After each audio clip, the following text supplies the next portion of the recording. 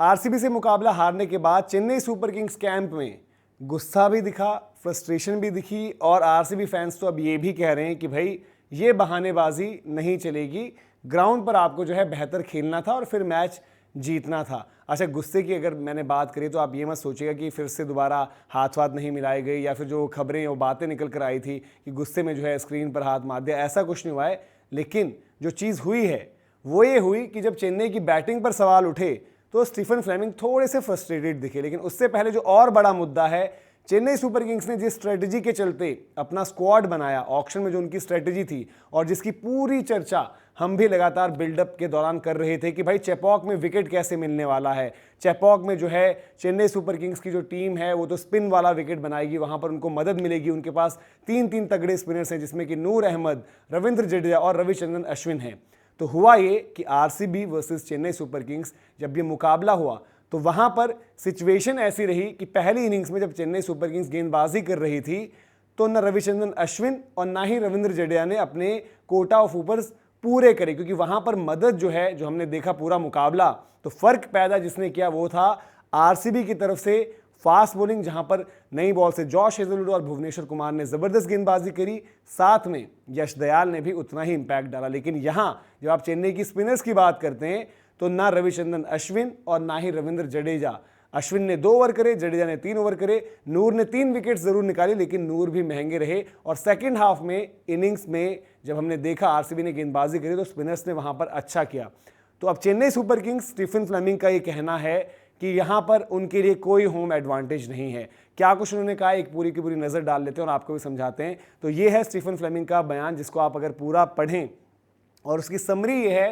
कि फ्लेमिंग ने कहीं ना कहीं एक सफाई देते हुए यहां पर यह कहा है कि भाई मैं आपको काफ़ी लंबे समय से कहना चाह रहा हूं कि हमारे पास कोई होम एडवांटेज नहीं है चेपॉक। चेन्नई की टीम का सक्सेस फॉर्मूला काफ़ी लंबे समय तक ये रहा था कि घर पर जिस तरह की क्रिकेट वो खेलते थे, लेकिन फ्लेमिंग ने कह दिया कि यहाँ पर कोई होम एडवांटेज नहीं है और हम विकेट को यहाँ पर रीड नहीं कर पाते हैं, किस तरीके का विकेट मिलने वाला है पिछले 2-3 साल में समझ नहीं आ रहा है और धीरे धीरे वो कोशिश कर रहे हैं कि हमें चीज़ें समझ में आए। और ये वो चेपॉक नहीं है जहां पर आप जाओ और 4-4 स्पिनर खिला दो। जो आज उन्होंने एक्सपेक्ट किया था मुकाबले के दौरान वो ये था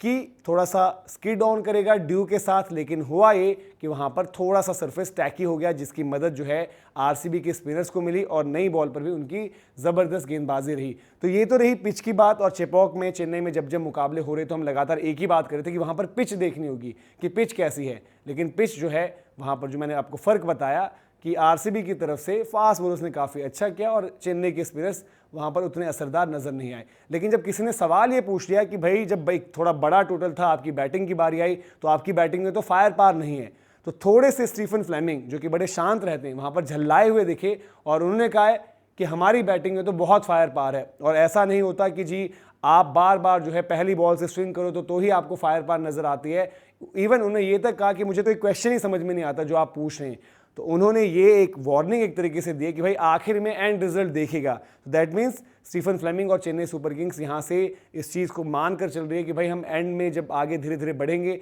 तो क्रिकेट भी अच्छी खेलेंगे और फिर जो आलोचक हैं अभी जो सवाल पूछ रहे हैं कि भाई फायर पार नहीं है चेन्नई की बैटिंग में, उनको जवाब देंगे। उनका ये मानना है कि it's a positive brand of cricket और वहाँ पर कोई डाउट नहीं है उनको इस तरीके से जो क्रिकेट वो खेल रहे हैं। और साथ ही उन्होंने मैसेज ये दिया है कि हमें आप ऐसा मत समझिए कि भाई हम खत्म हो चुके हैं, हमारी कोई वापसी यहाँ पर नहीं है। तो चेन्नई की जब बैटिंग पर सवाल हुआ तो स्टीफन फ्लेमिंग थोड़े फ्रस्ट्रेटेड दिखे, गुस्से में दिखे और वो आखिर सवाल के बाद फिर चले भी गए। वहीं जब पिच की बात हुई, होम एडवांटेज की बात हुई, तो आरसीबी फैंस से कह रहे हैं कि भाई ये बहानेबाजी नहीं चलेगी और चेपॉक में, और अगर उनको समझ में नहीं आ रहा है कि होम एडवांटेज क्या है तो उनको समझना होगा। अदरवाइज जिस तरीके का स्क्वाड है और चेन्नई घर में स्ट्रगल करती है तो उनको प्लेऑफ्स में जाने के लिए बहुत ही ज़्यादा दिक्कत होने वाली। तो पूरी की पूरी इन्फॉर्मेशन ही थी। आप बताइए स्टीफन फ्लेमिंग के बयान पर आपको क्या कुछ कहना है। और साथ ही साथ महेंद्र सिंह धोनी, नंबर 9 पर महेंद्र सिंह धोनी, ये भी बड़ा हैरान करने वाला फैसला था। इस पर भी एक अलग से वीडियो है, वो भी आप ज़रूर देखें और इसी तरीके से लगातार हमें प्यार देते रहें। वीडियो और इन्फॉर्मेशन पसंद आ रही हो तो लाइक करें,